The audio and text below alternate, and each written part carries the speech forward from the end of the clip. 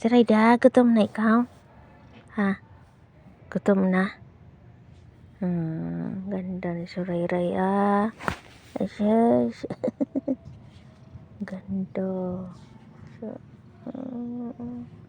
Sus. Ganda pala ka, baby. Ganda ka? Ha? Ganda Ganda si Rayray. Gutom na ikaw, nak? Ganito yan siya kasi. Gutom na. Mamaya-maya naman. Malamig pa yung ulam. Malamig pa yung ulam.